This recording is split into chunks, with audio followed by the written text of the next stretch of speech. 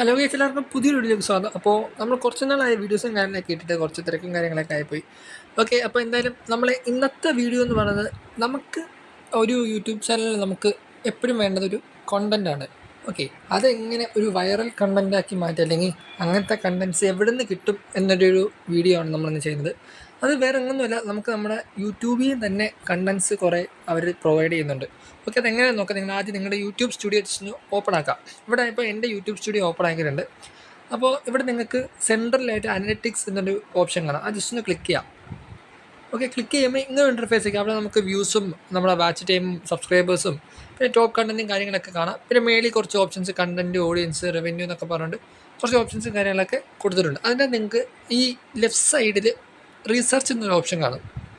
Okay, അവിടെ നിങ്ങൾക്ക് നോക്കുമ്പോൾ നിങ്ങളുടെ ചാനൽ കാണുന്ന ഓഡിയൻസ് എന്തൊക്കെ രീതിയിലെ വീഡിയോസാണ് സെർച്ച് ചെയ്യുന്നത് എന്നതിനെ പറ്റിയുള്ള ഫുൾ ഡീറ്റെയിൽ ടോപ്പ് സെർച്ചിൽ നിൽക്കുന്ന കുറച്ച് കണ്ടൻറ്റ്സും കാര്യങ്ങളും ടൈറ്റിൽസും കാര്യങ്ങളൊക്കെ അവർ കൊടുത്തിട്ടുണ്ട്. ഇവിടെ എൻ്റെ ചാനൽ റെപ്രസെൻ്റ് ചെയ്തിട്ടുള്ള കണ്ടൻറ്റും കാര്യങ്ങളൊക്കെ അല്ലെങ്കിൽ ആ ഒരു എൻ്റെ ഓഡിയൻസ് സെർച്ച് ചെയ്യുന്ന സംഭവങ്ങളൊക്കെയാണ് ഇവിടെ കൊടുത്തേക്കുന്നത്. ഇവിടെ ഞാൻ ടോപ്പ് സെർച്ചിൽ ജസ്റ്റ് ഒന്ന് ക്ലിക്ക് ചെയ്യാണ്.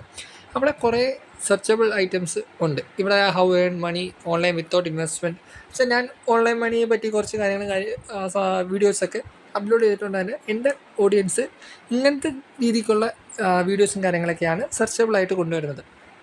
ഓക്കെ, അപ്പോൾ നിങ്ങൾ ചാനലിൽ ജസ്റ്റ് കയറി റിസർച്ച് ചെയ്ത് നോക്കുക, ഏതൊക്കെ നിങ്ങളുടെ ഓഡിയൻസ് എന്തൊക്കെയാണ് സെർച്ച് ചെയ്യുന്നത്, അത് റിലേറ്റഡ് ആയിട്ടുള്ള വീഡിയോസ് നിങ്ങൾ നല്ല രീതിക്ക് ക്രിയേറ്റ് ചെയ്ത് അപ്ലോഡ് ചെയ്യുക.